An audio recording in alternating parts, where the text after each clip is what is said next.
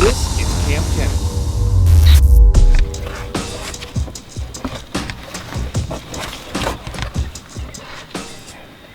Okay, so many of you guys have been asking, how's Angel doing? Well, it turns out she's doing just amazing. Still too young to tell whether it's a girl or a boy, but here she is. I cannot believe how big she's gotten in just a few short months. Guys, almost doubled her weight. That's incredible.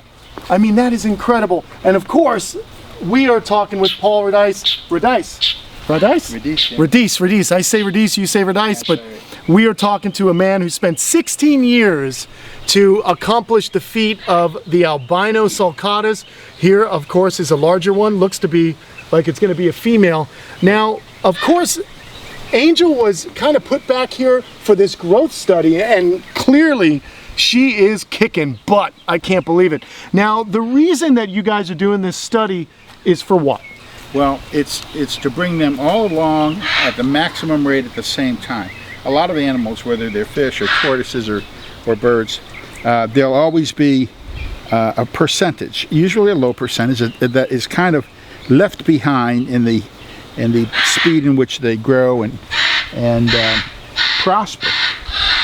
So we're basically we have them on a super diet laid out by veterinary professionals, and we're monitoring them closely. Now, all of the animals in this size range are within 3 grams of each other, which is incredible. Yeah, we have 18 animals in the study, and they're all within 3 grams. So some people talk about a phenomenon with reptile babies and tortoise babies and turtles, especially called failure to thrive. And you have to remember that, as Paul was saying, many cold-blooded animals, and to a lesser extent the warm-blooded birds, will have multiple eggs, a lot of babies. And that's a survival strategy that they've come up with, because if you have a lot of offspring, at least one is going to make it to adulthood to reproduce itself. However, there are some that, for some unbeknownst reasons, don't develop like the others. And we theorize, a lot of people who are in the hobby and in the profession theorize that these are just animals that were meant maybe to go right back into the food chain. So what's happening and what's interesting, and we touched on this in a video with another professional breeder, my friend Sam Pascucci, who raises a lot of tortoises and a lot of iguanas, that we, human beings, are part of the natural order. And we can intervene. Right. Exactly. So that's what you've done. You're intervening, right. And now they're finding that through this diet, right. And the tension to these animals that may seem sickly, but they aren't really sickly. They just need an extra boost. Yeah, I guess you would say that. Or for some reason they get outcompeted or have a disadvantage for any unknown reason. Mm-hmm. So it's just kind of leveling the playing field. In addition, these get they get a vitamin eye drop 3 days a week. Okay. And all that does is, I think it helps enhance the growth and the health. Right. And that, in turn, keeps them all at about the same level. We've watched it with fish, Kenan, throughout the decades. I mean, we've been in business almost 50 years. So we watched it growing fish out in a tank, uniformly growing them out.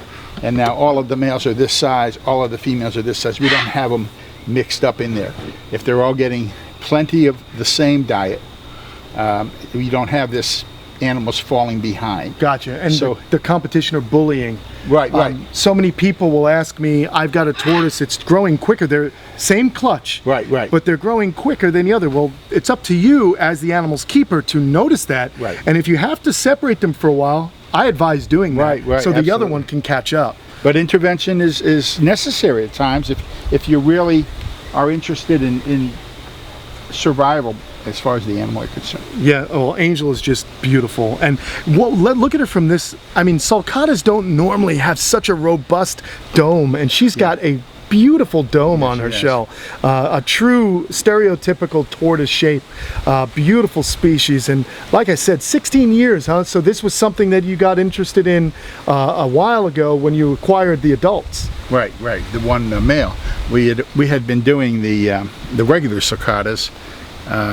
Actually, we've been doing them for about 28 years, but 16 years on the albinos. Yeah. Yeah, I'm so glad that she's being raised up by you, and I can't wait to one day I'm gonna have to swoop back in here and grab her, buddy. You can have her any day you want her. Yeah, I know. I'm really happy I'm really happy to see her growing like this and to be a part of this study. So I really appreciate it. Yeah, and anybody else out there who's interested in albino tortoises, I do not produce them. I've had some people email me. They thought I produce them. I do not produce them. You need to go to Angel's Hatchery. We'll put a link in the description below. Head on over there if you're really interested in something different yet robust and beautiful. Then you're going to want to check these guys out from Paul and his family here at Angel's Hatchery. Go to angelshatchery.com to learn more about these animals, and it's just an amazing, beautiful and rare tortoise right there. Sulcata. Angel's about 8 months old. Yeah, look out. Good deal, man. All right, guys, like and subscribe and hit the notifications button if you want to learn more about these amazing animals and learn how to keep them happy and healthy. And go on over to patreon.com/Kamp Kenan. As always, Paul, thank you so much for your time, buddy. And thanks for fostering this little gal. No problem. She's beautiful. Yeah, she's yours anytime you want her back. Appreciate it. All right. Cool.